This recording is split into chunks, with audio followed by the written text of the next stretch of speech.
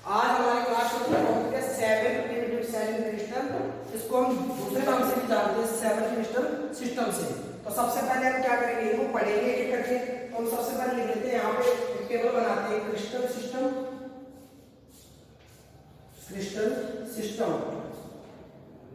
Axial distance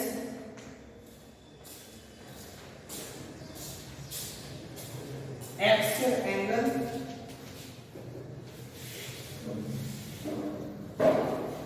axial angle probable of unit cell probable of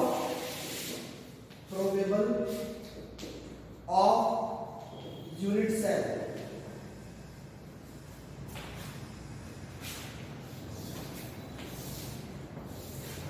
और फिर हम क्या लिखेंगे, एग्जांपल्स। लास्ट में क्या लिखेंगे, एग्जांपल्स। सबसे पहले हम लेते हैं क्यूबिक, सेकंड क्या लेते हैं, टेट्राहेड्रल, थर्ड क्या लेंगे, मोनोक्लिनिक, फोर्थ हम क्या लेंगे, ऑर्थोरॉम्बिक,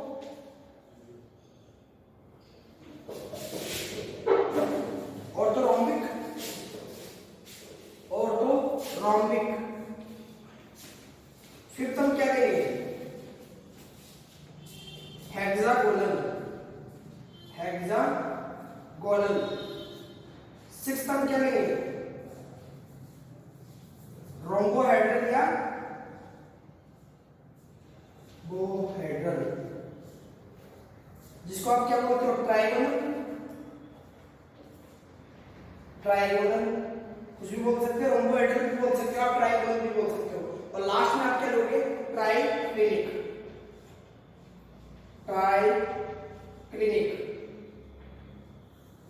देखो हम 7 प्रकार के क्या पढ़ते हैं, प्रिमिटिव सेल, यूनिट सेल पढ़ते हैं। सबसे पहला होता है इसमें क्यूबिक, दूसरा है टेट्राहेड्रल, थर्ड होता है मोनोक्लिनिक, चौथा होता है हमारे पास, फोर्थ क्या होता है, orthorhombic, and fifth is hexagonal, and sixth is rhombohedral या trigonal, and seventh is triclinic. अब हम बात करते हैं कि ऑल क्रिस्टल सिस्टम में उनकी एक्सियल डिस्टेंस क्या होती है, एक्सियल एंगल क्या होता है, और उनकी प्रोबेबिलिटी कितनी होती है यूनिट सेल बनाने की। सबसे पहले हम बात करते हैं, इसको याद रखने का तरीका, तो सीधी मदद से याद रखोगे आप। इस डेफिनेशन से आप क्या कर लोगे, इनको अच्छे से याद कर लोगे। और एक चीज और बताऊंगा आगे, पहले हम देखते हैं एक्सियल डिस्टेंस के बारे में, क्योंकि घन को आपने सभी ने देखा है, कैसा होता है घन, क्यों कैसा होता है, ऐसा दिखाई देता है 3D में, जिसके हम क्या कहते हैं, length and width and height are all equal. तो इसका फॉर्मूला क्या होता है, a क्यूब होता है। तो हम कह सकते हैं इसमें एक्सियल डिस्टेंस क्या होगी, a = b = c। जबकि हम एंगल की बात करें, इसकी तो प्रत्येक एंगल, ईच एंगल कितने का होगा, 90 डिग्री। तो हम क्या बना लेंगे, a अल्फा, बीटा और गामा। हमने पैरामीटर्स पढ़े थे यूनिट सेल के, तो अल्फा, बीटा, गामा क्या हो जाएंगे, 90 डिग्री। फिर हम बात करते हैं इसकी टेट्राहेड्रल की। तो आपको करना कुछ नहीं है, टेट्राहेड्रल में बी सी, एक को कट कर देना है। मैं एक सीक्वेंस बता रहा हूं कि याद रखने का, देखिए आप ए बी सी, इन दोनों को कट कर दीजिए, ए बी सी, इन दोनों को कट कर दीजिए, ए बी और सी, एक को कट कर दीजिए, ए बी और सी, फिर हम क्या करते हैं, बी सी। देखो इनको याद रखने का तरीका, पहले आप सीक्वेंस से चलो, 1 0 1 2, यानी यहाँ पे 1 कट करना है, यहाँ पे 2 कट करने हैं, फिर उल्टा चलेंगे, 2 1 0, फिर वापस क्या आ जाएगा, 2। इस प्रकार आप उनकी डिस्टेंस याद कर सकते हो। फिर हम देखते हैं टेट्राहेड्रल। टेट्राहेड्रल में क्या होता है, अल्फा, बीटा, गामा = 90 डिग्री। इसमें भी हमारे सभी मॉलिक्यूल कैसे होते हैं, 90 डिग्री के होते हैं। तो ये भी लगभग कैसा होता है,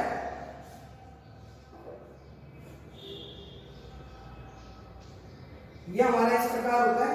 इसमें दो भुजाएं क्या होती है, इन दो डिस्टेंस पर क्या सेम होते हैं, एक क्या होती है भाई, दो तो एक दूसरे की क्या होती है, इक्वल होती है, एक क्या होती है, अलग होती है, वो हमने दिखा दिया इसमें। इनके बॉन्ड एंगल क्या होते हैं, ऑल बॉन्ड आर 90 डिग्री। अब हम बात करते हैं किसकी, मोनोक्लिनिक की। देखो मोनोक्लिनिक में क्या होता है, अल्फा गामा ये तो कितने डिग्री के होते हैं, 90 डिग्री, पर बीटा क्या नहीं होता, 90 डिग्री नहीं होता है। बीटा क्या नहीं होता, 90 डिग्री नहीं होता है। देखो इन सबके डायग्राम आपको बुक में दे रखे हैं एनसीईआरटी में, आप वहां से भी डिस्क्राइब करके देख भी सकते हो। यहाँ पे बनाएंगे तो बहुत टाइम चला जाएगा अपना, तो उसमें क्या नहीं होता, बीटा 90 डिग्री नहीं होता है। ये भी बताऊंगा तो याद रखने का तरीका कैसे होता है। फिर हम बात करते हैं ऑर्थोरोम्बिक की। तो ऑर्थोरोम्बिक में क्या होगा, सभी बॉन्ड कैसे होंगे, 90 degree, alpha beta gamma is equal to 90 degree. देखो ऑर्थोरोम्बिक का सबसे बढ़िया एग्जांपल होता है माचिस, मैच बॉक्स, जिसको आप कहते हैं ना माचिस। ये मैच बॉक्स होता है, उसका सबसे अच्छा उदाहरण होता है समझने के लिए। आपने सभी ने देखा है मैच बॉक्स, उसमें अल्फा बीटा गामा सभी तो 90 डिग्री होते हैं, बट उनकी डिफरेंस जो एक्सेल डिस्टेंस है वो कैसी होती है, नॉट इक्वल होती है। तो तीनों डिस्टेंस क्या होती है, डिफरेंट होती है उसमें। फिर हम बात किसकी करते हैं, हेक्सागोनल की। अगर हेक्सागोनल की हम बात करें तो लगभग ऐसी कुछ स्ट्रक्चर होती है। अब इसको आप 3D टाइप में ले जाओ, फिर इसको आप मिला लेना इसे,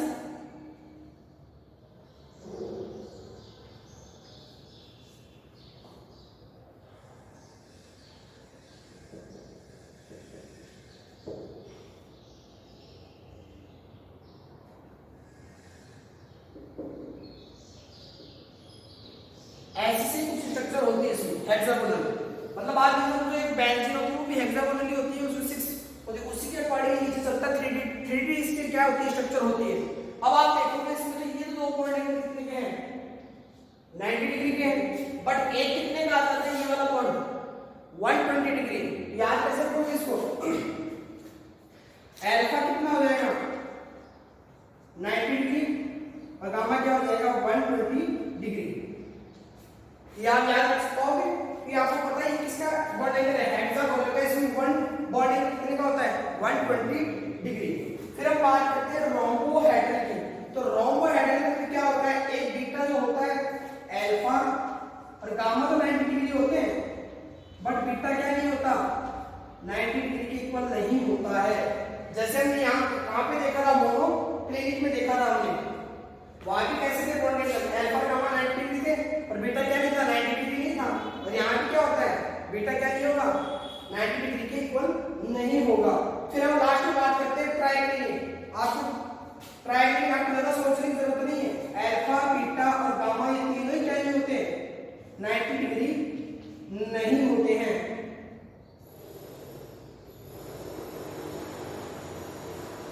तीनों क्या नहीं होते हैं, 90 डिग्री के इक्वल नहीं होते हैं। तो आप सभी को इसमें क्या कर दोगे, कट कर दोगे। अब एग्जांपल देखेंगे हम, यहाँ पे क्या लिखोगे आप, NaCl SiO2। मोनोक्लिनिक में क्या करोगे, मोनोक्लिनिक सल्फर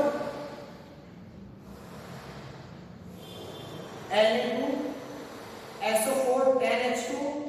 ये किसका एग्जांपल है, मोनोक्लिनिक का। ऑर्थोरोम्बिक में एग्जांपल क्या होगा, ऑर्थोरोम्बिक में एग्जांपल क्या होगा, KNO3BaSO4 क्या होगा, KNO3BaSO4। फिर हम अगले की बात करते हैं तो मैग्नीशियम और जिंक ऑक्साइड Zn में क्या होंगे एग्जांपल, किसके होंगे, हेक्सागोनल के। फिर हम बात करते हैं कैल्साइट और सिनेबार। कैल्साइट और सिनेबार किसके एग्जांपल होंगे, रोम्बोहेड्रल के। कैल्साइट इसका फॉर्मूला आता है CaCO3 और सिनेबार को हम क्या लिखते हैं, HGS। और लास्ट हमारा ट्राइगन का एग्जांपल होता है K2Cr2O7। ये H3BO3 भी होता है, बाकी आपको एग्जांपल बुक में मिल जाएंगे। अब देखिए आप इसमें प्रोबेबिलिटी पूछिए आपको, प्रोबेबिलिटी में क्या होता है, देखो इसमें ये जो सेल है वो 3 प्रकार की प्रोबेबिलिटी बन सकती है। कौन कौन सी बनेगी, सबसे पहले तो प्रिमिटिव, मैं प्रिमिटिव को शॉर्ट में क्या लिख देता हूं, SCC, ये सिंपल क्यूबिक सेल भी लिखा था हमने। BCC, तीसरी क्या बन जाएगी FCC। ये तक किसमें बनी क्यूबिक में। फिर हम बात करते हैं टेट्राहेड्रल में कितनी बनती है 2 और मोनोक्लिनिक में कितनी बनती है 2। यहाँ पे कौन कौन सी बनेगी सबसे पहले SCC, दूसरी क्या हो जाएगी BCC और इसमें भी क्या बनेगी पहली तो SCC। बट यहाँ पे ध्यान में रखना है यहाँ पे बॉन्ड एंगल क्या नहीं होता है 90 डिग्री नहीं होता है। तो यहाँ पे जो बनेगी आपके पास दूसरी वो कैसी बनेगी एंड सेंटर EC जो आपने पढ़ा था। फिर हम बात करते हैं किसी ऑर्थोरोम्बिक की। तो इसमें कितने बनेंगे 4। कितने बनेंगे 4। 4 कौन सी आपने पढ़ी थी SCC, BCC, FCC। आपको बता देता हूँ ये क्या होता है सरल खंड में सो आप इंग्लिश में ना SCC, BCC और FCC एंड 14 EC। ये चारों किसमें बन गई आपकी ऑर्थोरोम्बिक में। फिर हम बात करते हैं हेक्सागोनल की। तो इन सभी में हेक्सागोनल और रोम्बोहेड्रल में और ट्रायंगल में कितनी बनती है एक बनती है SCC और SCC और SCC।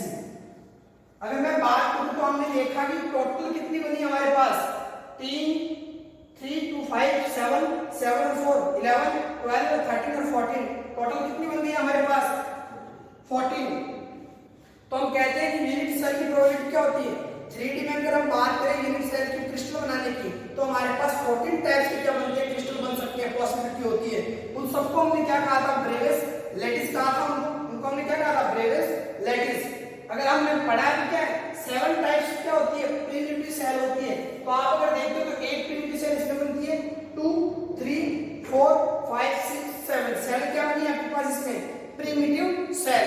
ये थी हमारे क्या 7 प्री-न्यूक्लियर सेल इन क्रिस्टल। अब हम नेक्स्ट टॉपिक पर चलते हैं पैकिंग पर। Packing in solid.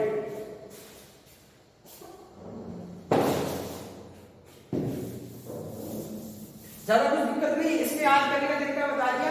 पहले एक को भी कट मत करो फिर एक को फिर दो को फिर दो को फिर एक फिर 0 फिर 2 को। और इसमें ध्यान में क्या रखना है पहले से उनके 2 के तरफ पूरे 90 डिग्री इक्वल करने हैं। फिर लास्ट में तीसरे में आप क्या करोगे बीटा को 90 डिग्री नहीं करोगे। फिर फोर्थ में क्या होगा इक्वल ही होगा जैसे ऊपर था वैसे। फिर फिफ्थ में क्या कर दोगे गामा को 120 डिग्री कर दोगे हेक्सागोनल जहां आ जाए। फिर आप क्या करोगे लास्ट 1 लास्ट से पहले रोम्बोहेड्रल में क्या कर दोगे बीटा 90 डिग्री इक्वल नहीं होता है। बाकी क्या हो जाएगा लास्ट तीनों ही क्या होते हैं इक्वल नहीं होते बॉन्ड एंगल। अब हम बात करते हैं पैकिंग इन सॉलिड। हेडिंग वाली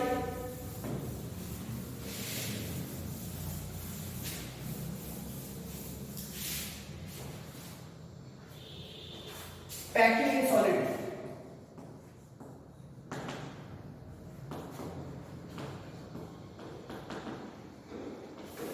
नाम से स्पष्ट है पैकिंग। आप क्या करते हो किसी भी बॉक्स में कोई भी सामान डालते हो उसको अच्छे से पैक करने की कोशिश करते हो तो उसकी पैकिंग एफिशिएंसी निकालते हो तो उसमें मैक्सिमम कितनी चीज आप रख सकते हो। वही हम यहाँ पढ़ेंगे। तो सबसे पहले इसमें पढ़ेंगे क्लॉज पैकिंग इन सॉलिड या फिर क्लॉज पैक्ड स्ट्रक्चर। सबसे पहला हमारा क्या है क्लॉज पैक्ड स्ट्रक्चर। क्या पढ़ेंगे क्लॉज पैक्ड स्ट्रक्चर कि भाई कितने मैक्सिमम एक दूसरे के पास क्लोज करके हम क्या कर सकते हैं पैकिंग कर सकते हैं। तो देखो ये 3 टाइप से होता है 1D 2D और 3D। हम क्या करते हैं इसको 1D के अंदर क्लोज पैकिंग करके देखते हैं 2D के अंदर देखते हैं और 3D के अंदर देखते हैं। अब सबसे पहले 1D की अगर मैं बात करता हूं तो देखो इसमें एटम का अरेंजमेंट की पैकिंग कैसी होती है। ये हमारे पास एक एटम है ये दूसरा एटम है ये तीसरा एटम है। ऐसे हम क्या कर देते हैं हॉरिजॉन्टल रो में क्या कर देते हैं एटम का अरेंजमेंट कर देते हैं। ठीक है। अब इसमें देखते हैं कि एक एटम जो होता है वो कितने एटम के अराउंड होता है कितने एटम से घिरा हुआ होता है उसके आसपास कितने एटम होते हैं। तो हम क्या देखते हैं 2 एक पे ये है एक ये। किसी भी एटम को अगर आप देखते हो तो कितने एटम से घिरा हुआ था 2। तो इसकी कोऑर्डिनेशन नंबर क्या हो जाएगा कोऑर्डिनेशन नंबर कितना आ जाएगा 2। बस आपको ये देखना है इसमें कैसा होता है हॉरिजॉन्टली क्या होता है 1 atom attached to another atom और इसको हम क्या करते हैं हॉरिजॉन्टली अरेंज कर देते हैं। इसी को हम क्या करते हैं 1D क्लॉज पैकिंग स्ट्रक्चर। क्या बोलेंगे इसको 1D क्लॉज पैकिंग स्ट्रक्चर। फिर हम बात करते हैं 2D की। 2D के अंदर क्या होता है 2 टाइप्स होते हैं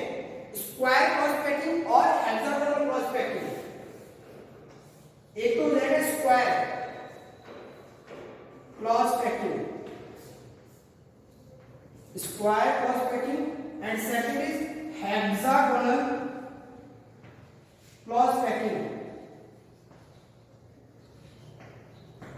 अब देखते हैं कि what is square clause packing. नाम से स्पष्ट इसमें क्या बनेगा, स्क्वायर, लेकिन स्ट्रक्चर कैसी होनी चाहिए, 2D। ठीक है, तो हम देखते हैं, ये देखो ये हमारे पास क्या थी, पहले वाली एक हमने अभी पीछे बनाई थी, 1D के अंदर बनाया था, हमने क्या स्ट्रक्चर बनाए थे एटम्स के, उसी को हम रिपीट कर देते हैं। उसके जस्ट नीचे दूसरा एटम, तीसरा एटम, चौथा एटम, एक दूसरे के जस्ट नीचे आपको क्या करना है, एटम बनाने हैं।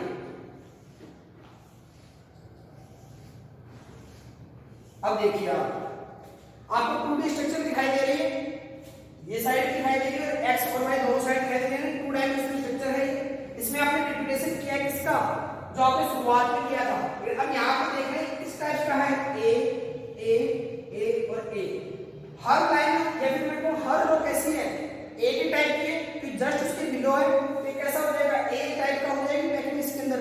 अब देखिए ये मान लेते हैं कोई एक एलिमेंट है, ये कितने एटम्स के सराउंड चारों तरफ है, देखिए 1 2 3 4।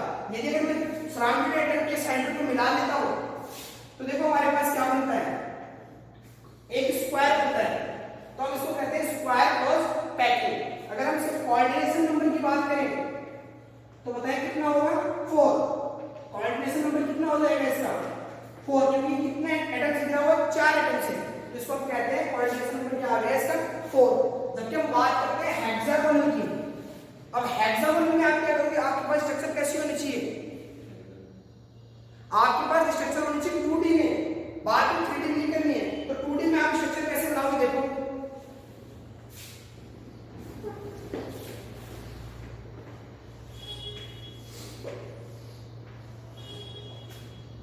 अब आपको सेकंड लाइन क्या करनी है, जो ये बीच में यहाँ पे आपको गेट दिखाई दे रहा है, कि बीच में सराउंड करना है आपको, ठीक है।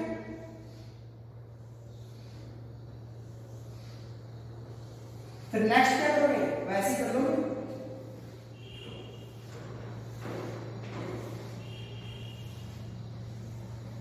अब आप देखिए फर्स्ट, ये देखो ए बी, ये पंक्ति कैसी है, देखो आपको फर्स्ट रो कैसी दिखाई दे रही है, ऊपर वाली थर्ड रो की सिमिलर दिखाई दे रही है, दोनों कैसे टाइप की होगी, ए टाइप की, बीच वाली अलग है, तो हम बीच वाली क्या करेंगे, डी टाइप की है। अब देखिए इसमें मान लीजिए एलिमेंट है, स्ट्रक्चर एक 2D में दिख रही है आपको। अब देखिए एलिमेंट कितने उससे गिरा हुआ है, 1 2 3 4 5 6, 6 से गिरा हुआ है। इसको जैसे आप मिलाते हो तो क्या बनती है, एक बैंडिंग टाइप स्ट्रक्चर बन जाएगी आपकी।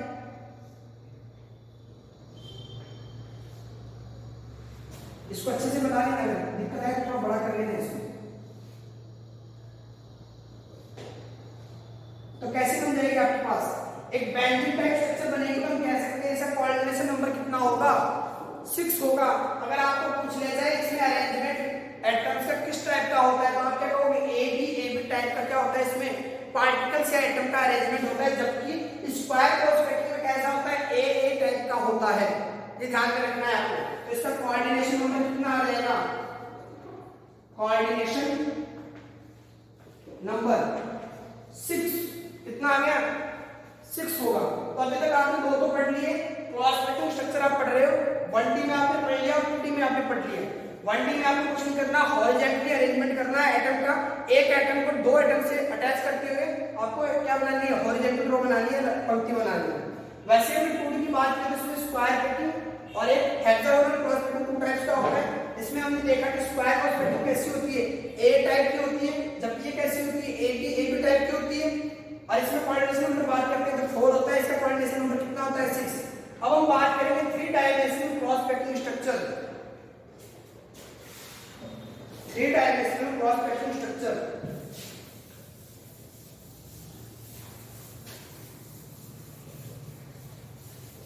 Three dimensional clause packing structure.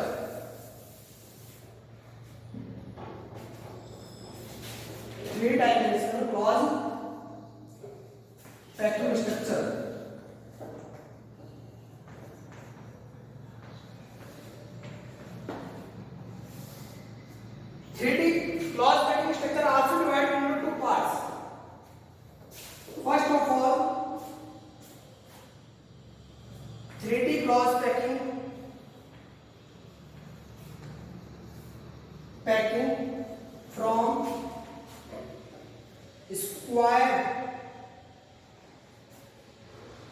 Clause packed layer. इसमें हम क्या करते हैं, 3D स्ट्रक्चर बनाते हैं पैकिंग, लेकिन किसके according, square clause packed layer. यानी उसमें कैसे बनाते हैं, स्क्वायर पैक्ड लेयर बना के हम क्या बनाते हैं, 3D स्ट्रक्चर बनाते हैं। जबकि उसमें कैसा होगा, हेक्सागोनल से बनाएंगे। तो 3D clause packing from hexagonal clause packed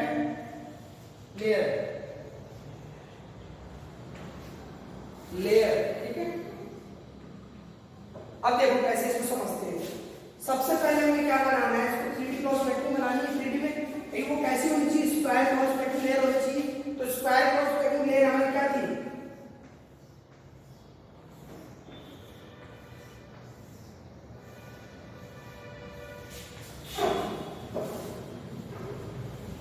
ये हमारी क्या थी, स्क्वायर क्लॉज पैकिंग लेयर थी। यदि मैं इसका रिपीटेशन करते करते एक 3D में स्ट्रक्चर बना दूं, जैसे देखो कोशिश करते हैं यहां बनाने की।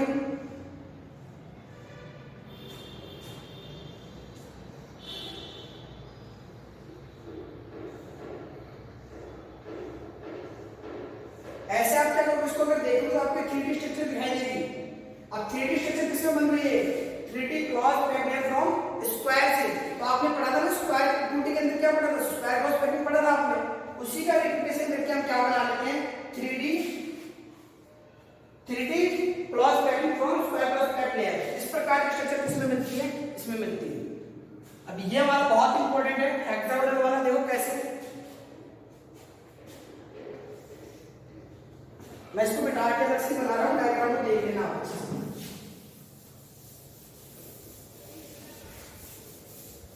इसको अच्छे से ध्यान से समझना। मान लीजिए आपके पास एक लेयर है 7 एटम की, ठीक है, 6 ये 7, ठीक है।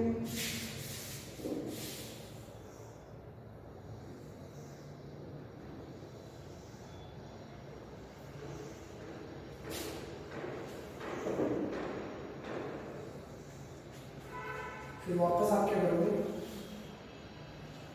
7 बनाओगे, 2 3 4 5 एंड 6 और 7। यह आपने स्ट्रक्चर बना दिया, ठीक है। अब देखिए इसमें क्या होता है, अच्छे समझते चलना है। इसमें 2 प्रकार की क्या बनती है, इंटरस्टिशियल या इंटरस्टिशियल वॉइड। इसमें क्या बनती है, इंटरस्टिशियल वॉइड बनते हैं, या फिर बहुत छिद्र बनते हैं। कैसे बताएंगे कौन कौन से बनते हैं, टेट्राहेड्रल और ऑक्टाहेड्रल। क्या बनते हैं, 2 प्रकार के इसमें वॉइड बनते हैं, टेट्राहेड्रल वॉइड और ऑक्टाहेड्रल वॉइड। अब आपको स्ट्रक्चर इसकी बड़ी ध्यान से देखना, तभी आपको पता चलेगा कौन सी टेट्राहेड्रल होते हैं, कौन सी ऑक्टाहेड्रल होती है। आपने सबसे पहले एक फर्स्ट लेयर बनाई किसकी, हेक्सागोनल की। देखो एक एलिमेंट दिया 1 2 3 4 5 6, हेक्सागोनल स्ट्रक्चर बनाई है हमने। अब देखो इसमें ये यहाँ पे जो आपको स्पेस दिखाई दे रहा है, चित्र दिखाई दे रहे हैं वॉइड, इनको बोलते हैं टेट्राहेड्रल। क्या बोलेंगे, टेट्राहेड्रल वॉइड। क्या बोलेंगे, टेट्राहेड्रल वॉइड। इन वॉइड को क्या बोलेंगे, टेट्राहेड्रल।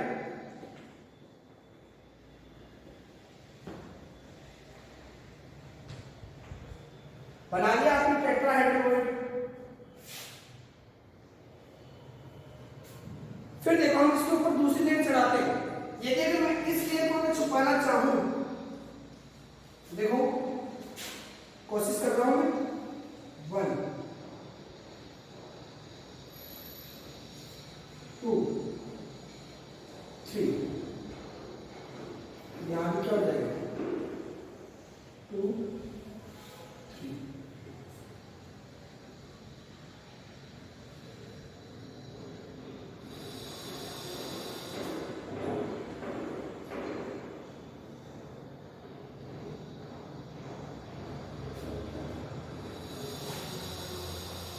एक मिनट वापस से बनाता हूँ, हो जाएगा।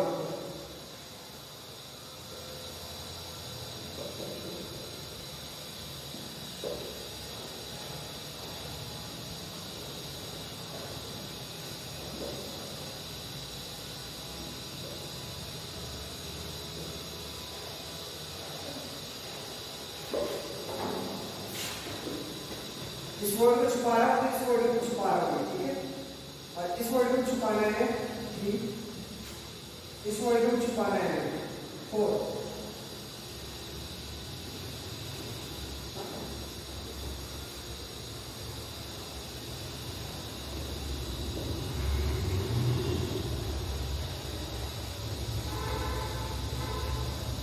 इस प्रकार आप क्या करोगे, पहले जो आपने टेट्राहेड्रल वर्ड बनाई थी उसको छुपाने की कोशिश की, लेकिन अब आप इसको नहीं छुपा पाओगे। कैसे देखो,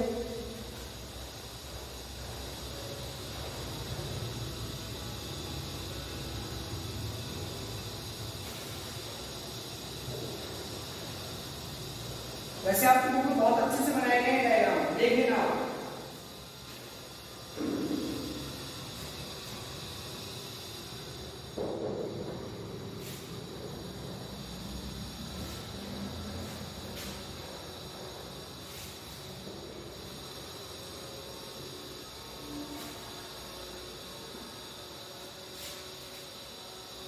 अब देखिए, पहली लेयर जब आपने बनाई सारे वर्ड कैसे होते थे आपके पास टेट्राहेड्रल, फिर आपने उसके ऊपर क्या किया, दूसरी लेयर लगाई, उसके ऊपर जस्ट एटम के ऊपर एटम। अब देखिए आप, अब आपके पास क्या बनेगी, नई वर्ड बनेगी। जैसे ये वर्ड मिलकर कैसी हो जाएगी, टेट्राहेड्रल। जो नई बनती है, जैसे इसको मिलाने से नई बन रही है, इसको मिलाने से नई बन रही है। और अगर दोनों को रखने के बावजूद पहले भी क्या थी, टेट्राहेड्रल वर्ड की जगह खाली थी, और अब भी वो क्या है, वैसी खाली है, तो वो वर्ड क्या कराएगी, ऑक्टाहेड्रल। इसको मैं एक बार आप अच्छे डायग्राम की बुक में देखना, मैं आपको डिटेल में इसको ओपन करके दिखाता हूँ कैसे टेट्राहेड्रल वर्ड बनती है और कौन सी ऑक्टाहेड्रल वर्ड बनती है।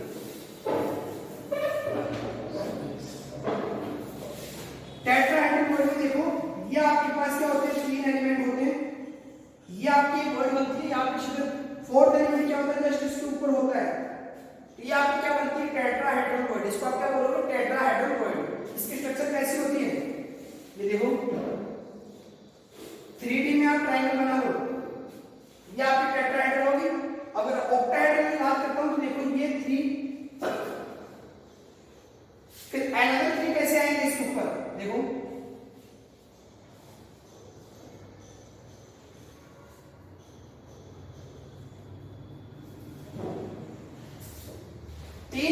जस्ट उसके 3 ऊपर। अभी बीच की स्पेस वैसा का वैसा रहेगा, जो पहले भी स्पेस था उसको हम क्या